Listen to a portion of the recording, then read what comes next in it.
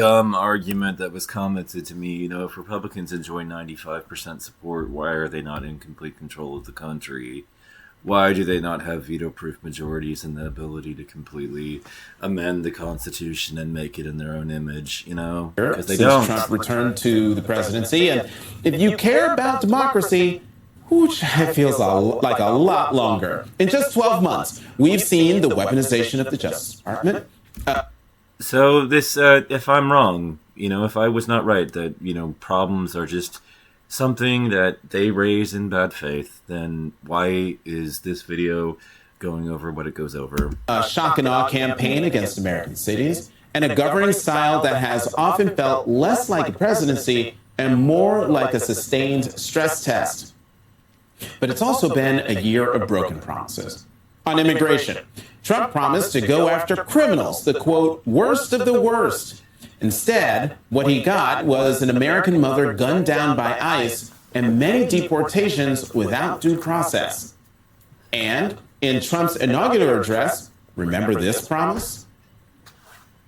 Never again will the immense power of the state be weaponized to persecute political opponents. First of all, how can you do that? How can you prevent that? You're only going to be in office for a number of years, so you can't promise forever. Something I know something about. We will not allow that to happen. It will not happen again. Under my leadership, we will restore your leadership fair, is going to be gone in a equal, few and years. impartial justice under the constitutional rule of law. Needless to say, that didn't happen. He's weaponized the Justice Department to go after practically any public official who's opposed him. Most recently, the governor of Minnesota and the mayor of Minneapolis over their criticism. You know what? The funny part is that there's a lot of people that used to. Well, there's at least John Bolton, who used to be an ally of his. James Comey, who used to be an ally of his, and everything. And, at least a couple people who used to be Trump supporters here. Patient of their state. And don't forget Trump's claim he would not start pointless wars. Oh, yeah. We will measure our success not only by the battles we win, but also by the wars that we end, and perhaps most importantly, the wars we never get into. But a year later, Trump appears to be trying to take over Greenland and threatening tariffs on allies who oppose him, calling for new leadership in Iran, and dabbling in something akin to regime change in Venezuela. So if my accusation that they raise issues in bad faith and then once in office focus on their pet issues and ignore the things that catapulted them into office was inaccurate, why are all these headlines popping up? And that's just this week. Then, of course, there are the kitchen table issues. I will direct all members of my cabinet to marshal the vast powers at their disposal to defeat what was record inflation and rapidly bring down costs and prices. As you know, if you've been to a grocery store, prices are not down like beef is up 16.4%, coffee 19.8%, and it's probably further by now.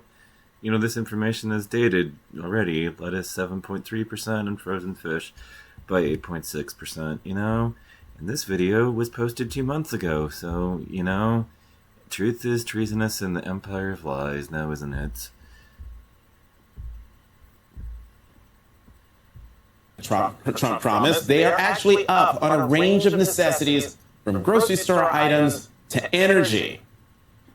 But voters are noticing these broken promises on nearly every issue Trump campaigned on and told voters he would fix, quote, immediately once getting back into the White House. Trump is polling underwater. See it there on the screen. Joining us now, Norm Eisen, founder of the Democracy Defenders Fund and former special counsel to President Barack Obama. Sarah Matthews, former White House deputy press secretary during Trump's first term and spokesperson for Home of the Brave.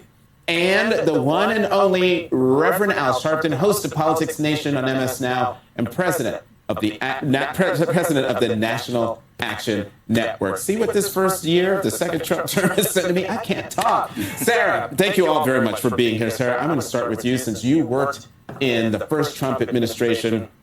What grade would you give President Trump on the first anniversary of his second term? You know what? I'll give him a D. I think that things have been pretty bad, and they're much worse than I would have expected, in the sense that I didn't expect as many people to capitulate to him as we've seen. But most of it was pretty predictable in my eyes. The one thing I really didn't predict was him wanting to take over Greenland. I think that's been a little bit of a surprise for me, and for voters as well. I think that's why you see so many people who are upset with him, and we've seen in recent polling that they think that he has not prioritized the issues that he campaigned on.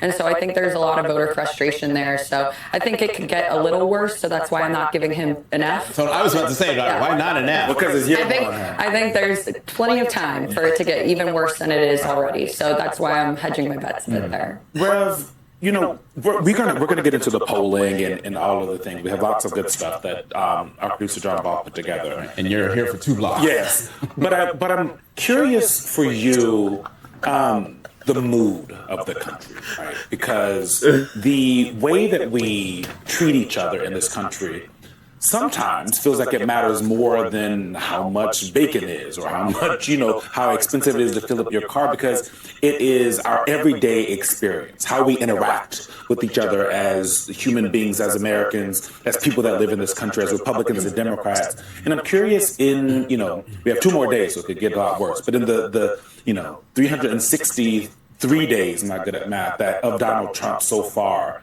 when you're looking at how this country has treated each other, how he's treating people that live in this country, how are you thinking about that as we get through year? Deplorable. I think that even though I had no high hopes at all about how his presidency would go forward, I could never have predicted that he would have been as destructive and divisive as he's turned out to be, and seems to wallow in it. I think what disturbs me more than anything is he's lost a sense of even how to measure where his own supporters are. One of the things that gets me about Donald Trump in particular is that he doesn't get it, From his vantage point, he's achieving everything he set out to do. So he's wondering why the public fucking hates him.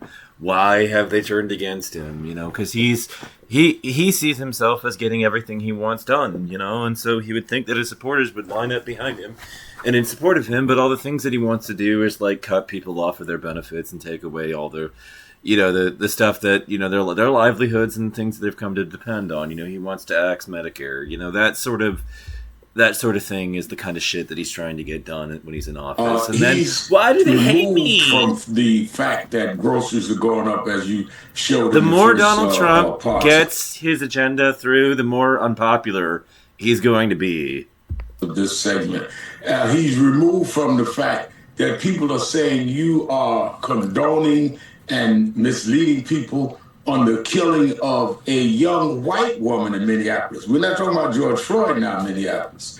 And I think that he has lost all kinds of self-analysis, and he's being, in many ways, I think, misused by those around him that are briefing him incorrectly on the pulse of the people. Norm, I want to ask you this because you're always keeping lists, crunching the numbers.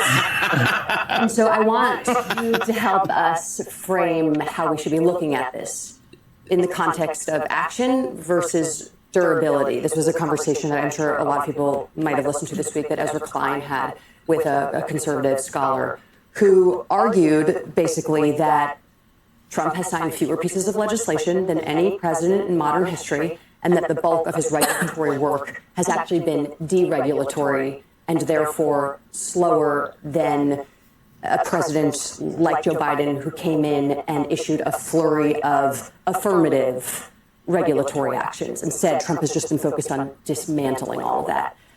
So yes, there has been a lot of action, but how does that shape what we're going to see going forward?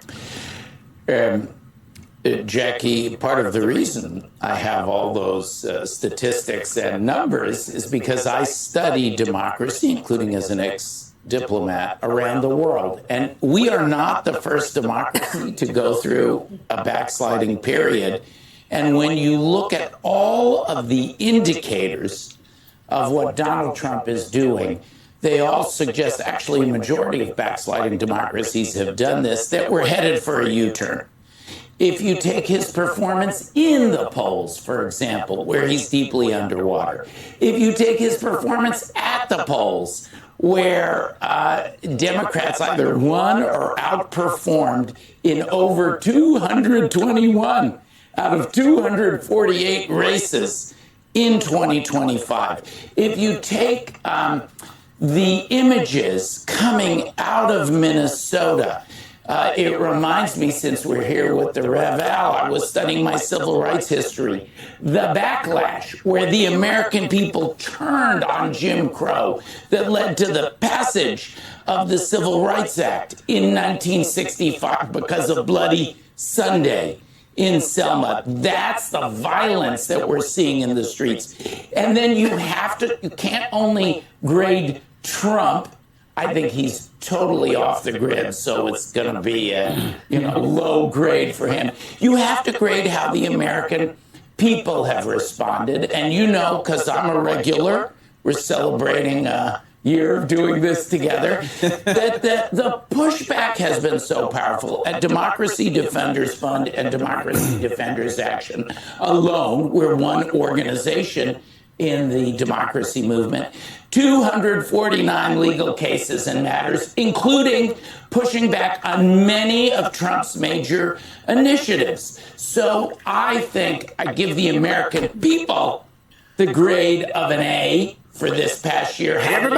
How they've responded as a group, Eugene. Okay, it's a group project. You think of when we first started talking about this, that sense of sleepwalking, that the country was not awake. I'll tell you what. The country's awake. The country's awake. Since Rev, I'm going to come to you because Norm brought up, and it was the Bloody Sunday was in 1965, and it's what got the 1965 Voting Rights Act passed. But Rev, I want to read something to you that the President of the United States had to say vis-a-vis the civil rights movement.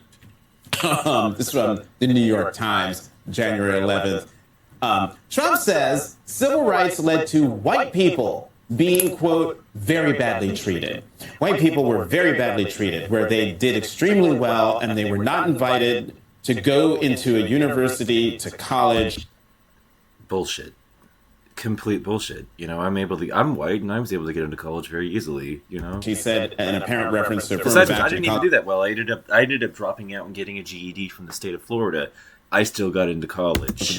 So I would say in that way, I think it was unfair in certain cases. He also went on to say, I think it was also at the same time, it accomplished some very wonderful things, but it also hurt a lot of people that deserved to go to a college or deserved to get a job were unable to get a job. So it was a reverse discrimination. Yeah, I think that this was probably the most blatant statement of white supremacy I've heard in probably my lifetime. Because what he is suggesting is that to say that blacks could now drink at a water fountain in the South, or sit in the front of the bus, or check in a hotel, or get a job that they were denied based on race, is hurting white people. So the only way to be fair in Trump's world is to have a full white employment economy, not blacks, to have a full opportunities in terms of going to colleges, not blacks. Because rather than say that we need to be able to guarantee everyone's rights based on merit, civil rights movement said, we don't want you to bring people in that don't have the merit to go to school. We want you to stop excluding people with merit from going to school. Exactly. He said it doesn't matter. It's hurting white people. And I think that is not only a white supremacist statement, it's an insult to white people. Because a lot of whites were saying, we can compete with blacks and others. You don't have to exclude them from us. Therefore, that's the only way we can have. But of course, the truth of the matter, Reverend, is that I don't really want a society where we have to compete. I'm with Alfie Kahn. The ideal amount of competition in a society is none. What we need to have. That is insulting to everybody involved in America. Anyways, now that I'm done with this video, my point stands, What did I say about them? They raise issues in bad faith. They get elected to office, and then they ignore those issues to focus on their own shit. What has Trump done for the last 2 years? Focus on his own shit, not the issues he campaigned on. So, how the fuck could I want to start this hour with a bit of a reminder of the hit. I am telling you the fucking truth about the Republican Party. That you don't like the truth is irrelevant. The truth is the truth, whether you accept it or like it or not.